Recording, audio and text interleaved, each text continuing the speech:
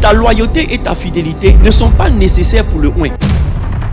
La plupart d'entre vous, vous êtes tellement distraits que vous ne savez pas comment garder vos yeux sur vos sources d'onction. Quand Élisée a demandé l'onction à Élie, il lui a dit, ce que tu demandes est difficile, mais si tu me vois partir, en d'autres termes, si tu gardes les yeux sur moi. Lorsque Jésus est en train de partir depuis la Galilée, la Bible dit les disciples avaient les yeux sur lui. Et il y a un nuage qui l'a enlevé. Le nuage qui l'a enlevé est le symbole de l'onction qui est resté. Les anges ont dit aux disciples, tel vous l'avez vu partir, c'est comme ça que vous allez le voir revenir. Ça veut dire que s'il n'avait pas gardé les yeux sur lui, il n'allait pas le voir et voir le nuage qui est venu le prendre. Si Satan ne veut pas que tu sois oint, il connaît déjà le secret pour que tu sois oint. Donc il va détourner tes yeux. C'est pourquoi on enseigne sur la loyauté et la fidélité. C'est pour que vous soyez oint. Ta loyauté et ta fidélité ne sont pas nécessaires pour le oint. Avec ou sans toi, Dieu va le faire avancer. Si lui-même, il ne se laisse pas affecter par ton infidélité, s'il sait garder son cœur, Dieu va le faire avancer. Mais toi, tu ne seras pas oint. Donc, l'une des manières de garder les yeux sur loin de l'Éternel, c'est d'avoir confiance en lui. D'abord, d'avoir confiance en Dieu. Jean 14, verset 1, il dit que votre cœur ne se trouve point. Ayez confiance en Dieu, ayez confiance en moi. Et c'est Jésus qui parle en tant que la source. Si vous avez confiance en Dieu, vous savez que Dieu ne va pas vous donner quelqu'un qui va vous perdre. Et le même Dieu qui vous l'a recommandé, c'est lui aussi qui va venir vous dire avec des signes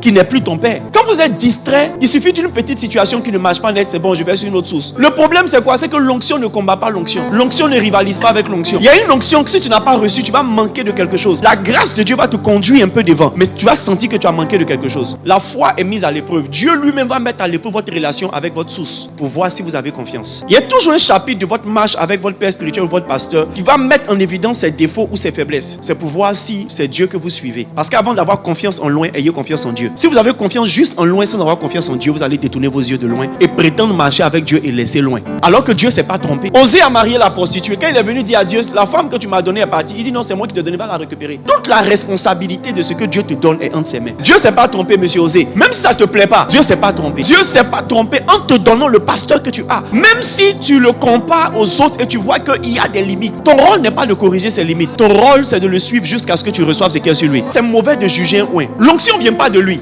L'onction vient de Dieu. On ne change pas de père spirituel juste parce qu'on a dormi la nuit, on s'est mal réveillé le matin.